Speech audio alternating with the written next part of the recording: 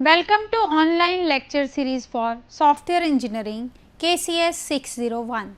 Myself Dr. Inderjit Kaur, Associate Professor in the Department of Computer Science and Engineering, Ajay Kumar Garg Engineering College, Ghaziabad.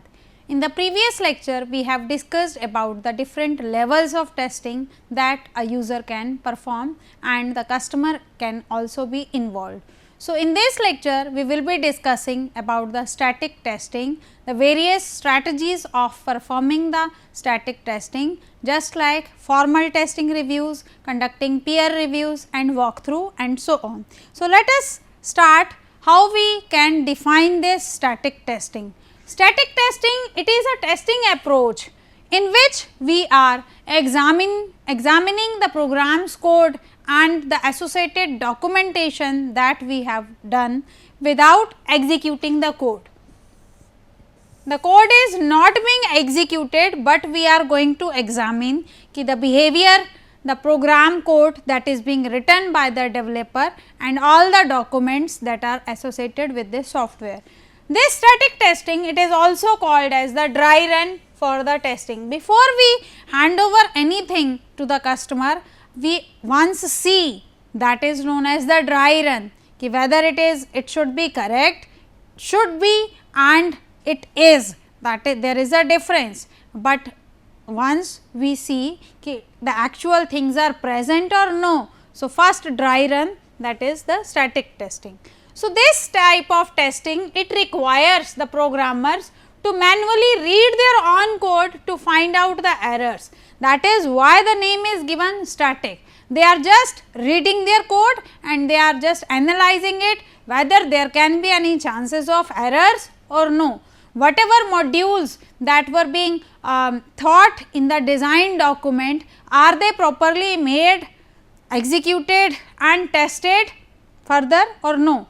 It is a kind of a stage of our white box testing.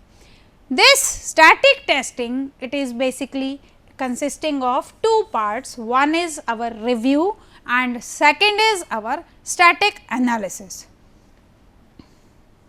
The major objectives for performing the static testing are: we want to increase, improve the quality of the software products by finding the errors in these in the early stages of development cycle. So, in the early stages of development cycle, when it is in the developer hand, our main intention is to focus as many errors and fix those bugs, so that the cost can also be reduced. Once it goes to the next level, it increases the cost. Testing team is going to take their cost to increase their cost of the software if they are finding too many bugs. So, static testing, the major objective for doing this static testing, it is just to increase the quality of the software in the earlier stages.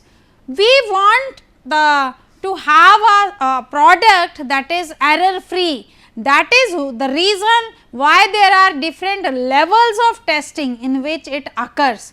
In one go, any tester cannot find the bugs.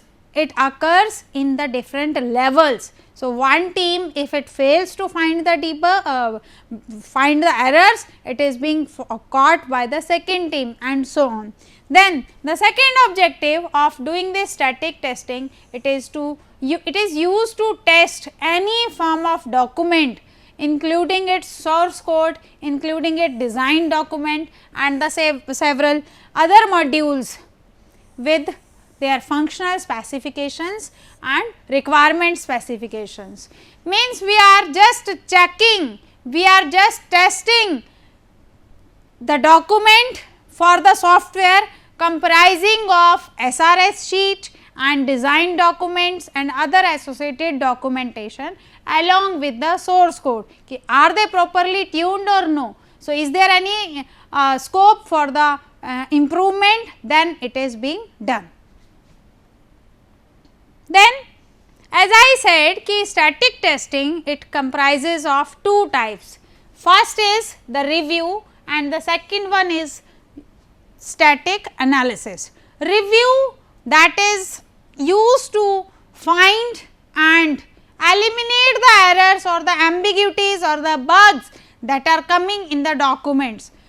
We are here reviewing the SRS sheet, the design document and the test cases that are being generated by the testing team.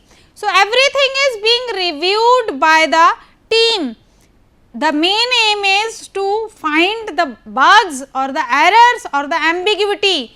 We have defined the type of input as array, but it is not being taken as array. We have defined the input as character, but we have used some other thing, and test cases, it does not cover the negative values, or test cases it does not incorporate the boundary values. So, all these things they are thought simultaneously, they are seen simultaneously and the review occurs.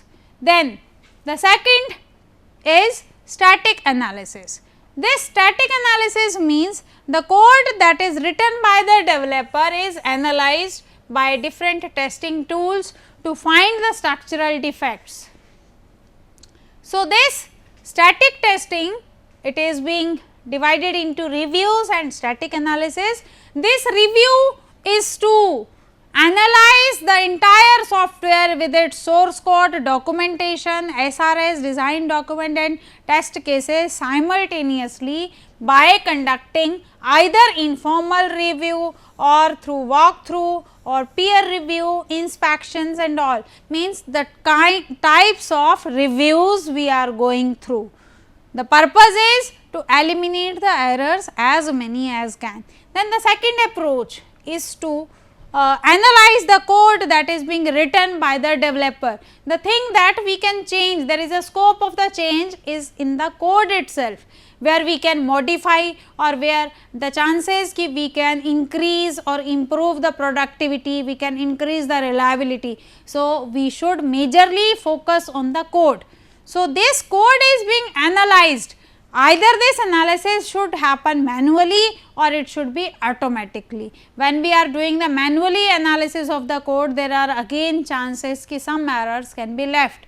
Then the second target comes ki automate these tools, automate this process, automate this analysis process of the code by some tools. So, various test automation tools are also available for performing this static testing, that we will also discuss in this lecture later in the later stages. So, static analysis, it can be done either making through data flow or making a control flow diagram or measuring the cyclomatic complexity, that means measuring how many independent path the program is following to know the complexity of the program. So, using these three different ways we can static analysis, we can perform the static analysis of our program. Then the most important thing, when we are doing this static testing, we should be knowing about the participants of this process. The various participators are moderator first. It is also known as the review leader. Then the main task of this moderator is to do the entry check and schedule the meeting. Then he leads the possible discussions and stores all the collected data. Then the second participant is the author. Author means he illuminates the unclear areas and he understands the defects found. The basic goal of an author, it should be in terms of quality improvement, the focus of an author should be like that.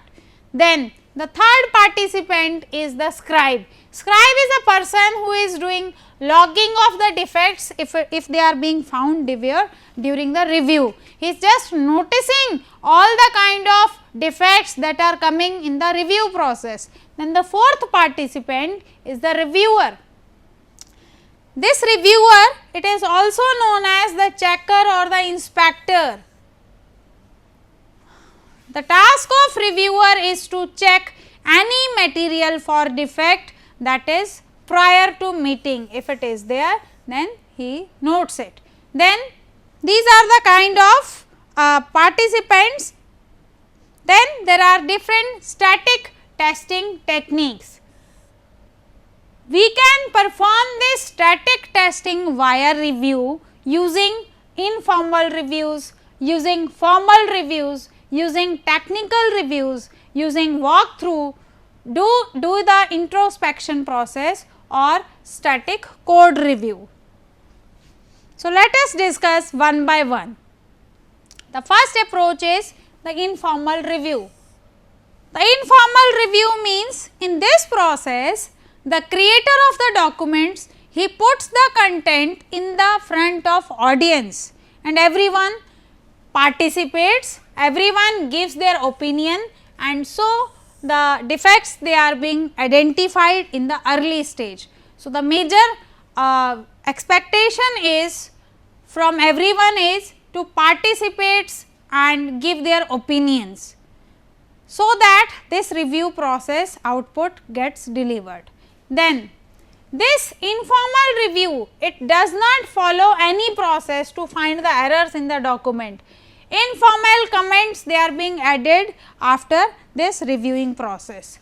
We can also say that this process occurs in team, that is a 2-person team, he can conduct an informal review and at the later stages more people can also join.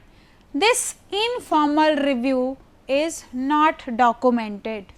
Then let us move on to the second, that is our formal review. As the name suggests, it follows a formal process. It is a well structured and a regulated process done in a controlled environment. This process, it comprises of 6 main steps.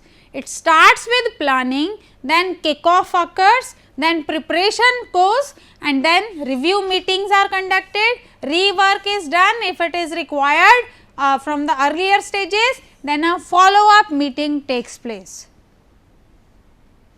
Then the third process, that is doing the technical review, means in this technical review a team consisting of peers, they review the technical specification of the software product and they check it with its suitability with the project. If it does not tunes, then they give the recommendation like that ki it fails to have the technical specification, means the technical specifications of the project, it does not meet the requirements, they should be changed. So, then it tries to find the discrepancies in the specifications and the followed standards. So, either the process will be changed or there will be some change in the specification. As per specification, the process, the standards, they need to be changed if there is any discrepancy. Then the major aim is it concentrates on the test strategy, test plan and the SRS, whether there is a match or no. For the SRS, approved SRS, we should be testing our software as per the SRS. If it requires any change, then we should make changes in our test plan, we should change our strategy and accordingly the product is updated. Then the next thing is walkthrough. Walkthrough, it is performed by the experienced persons or experts. In the earlier we were doing it with the beginners also, now the experienced person's talk is required, so that the defects for further problem in the development or in the testing phase they come to know. Then now we are identifying them using experienced persons. The author of the work product, it explains the product to his team. Meeting is led by the author and participants can ask as many as questions, and the task of scribe is to make note of the review comments. So, in this manner the walkthrough process goes on and the bugs they are being identified. Then the next process, fifth, is our inspection. Inspection means we are verifying the document with the higher authority. That is, the higher authority process is doing the introspection. The main aim is to find the defect, and the meeting is led by the trained moderator. It is a kind of formal type of review that is following the strict process to find the defects, as many it can. Then we have the reviewers, they have the checklist to review the work products, and then these defects they are being recorded, and the participants they are informed to rectify those errors. So, now we can see inspection is a very important process for doing this static testing. Then the last is static code review. Here the review of the code takes place with a systematic review of the software source code without executing the code. It is a systematic process that says ki review the code that is being written without its execution. What things are being checked? It checks the syntax of the code, it checks the coding standards, it checks how we can optimize the code further. Suppose I have selected any sorting algorithm. So, in my software, so how that sorting algorithm can be changed if there is a chances of optimizing that sorting technique.